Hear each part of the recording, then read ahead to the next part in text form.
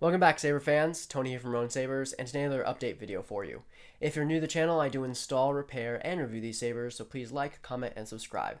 I do have a website, rowansabers.com, where you can find my finished products and sound fonts. So if you're interested in that, please check the link in the description below.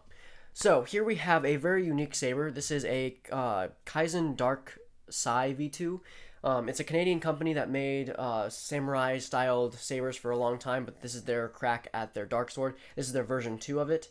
Initially, I wanted to buy a saber like this, but never really got the opportunity to.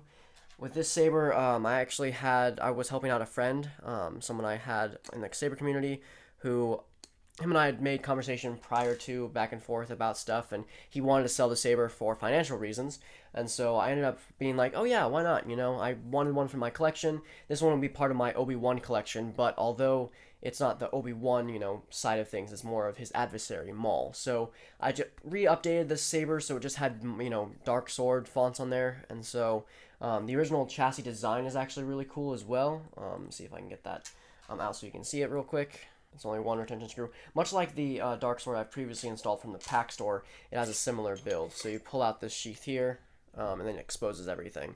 I did end up adding some foam in there just because the board wasn't really secured, and then I of course coated it and stuff. 2.1 recharge port, 28mm speaker, 18650 battery. Very standard. It has a kill switch which you can access through here. In the beginning of the video I was just turning it off. It's a pretty loud saber, not bad. The Kaizen sabers are always pretty compact and good. One sad thing I wasn't able to get with this saber was a dark sword blade, and so eventually I plan on making one to match this hilt. But for now, we'll just use a normal blade style and stuff. So, one of you guys commented on my Mando armor video that it's like, where's your dark sword? And so, I suppose this is the one. This is the dark saber that I have.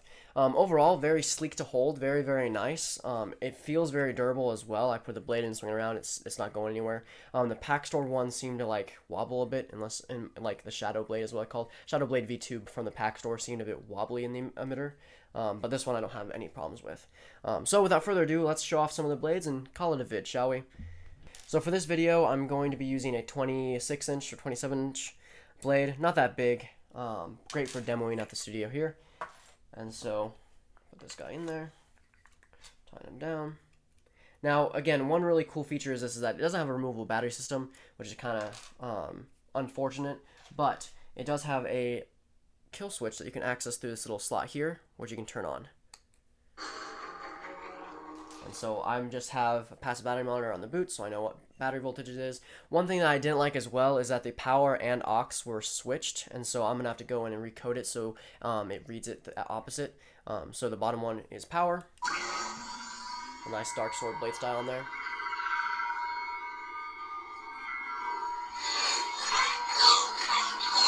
Top one is aux. I mean, I won't show you all the features and stuff, because it is Profi, and I've shown them so many times, you probably know all the features by now. But, So be it. This is the pre-Vizsla version. So be it. So be it. So, yeah.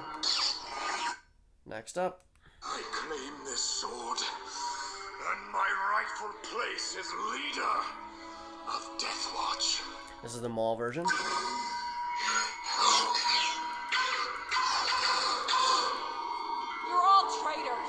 Unfortunately for you, history will not see it that way. I challenge you, one warrior to another, and only the strongest shall rule Mandalore. If you will not join me, you will all die. There's a nice track on there as well. Oh, this one has the track player on it.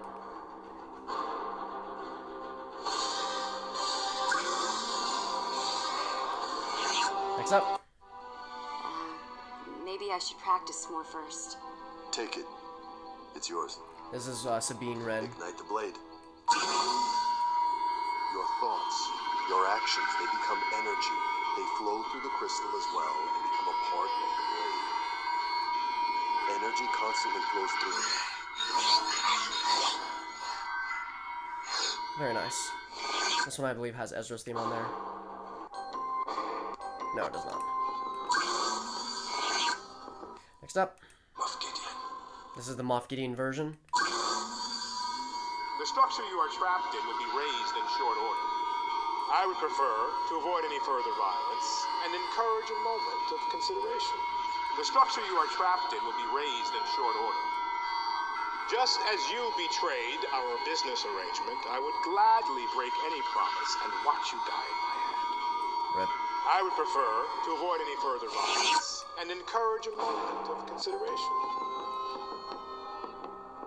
Next up. The Darksaber. It belongs to you. This is the Din Djarin version.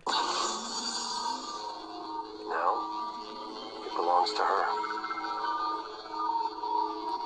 She can't take it. It must be won in battle.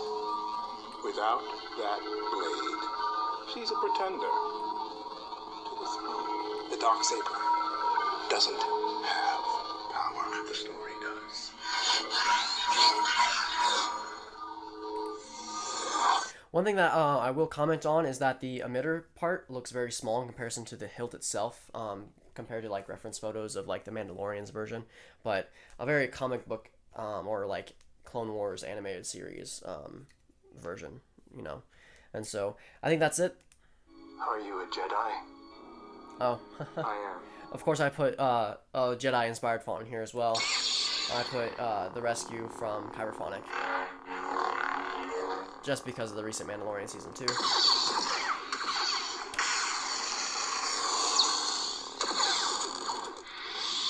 And so yeah, that'll conclude the fonts for the Darksaber, or Kaizen Saber Dark V2, I guess is what it's called. Let me see here. Kaizen Saber Darksai V2. I apologize. And so I will probably be wearing this around and bringing it to cons and stuff to match my Mando armor. It's had a lot of fun with it so far. I hope you enjoyed the video. Remember to like, comment, and subscribe. Of course, have a wonderful day, and may the Force be with you.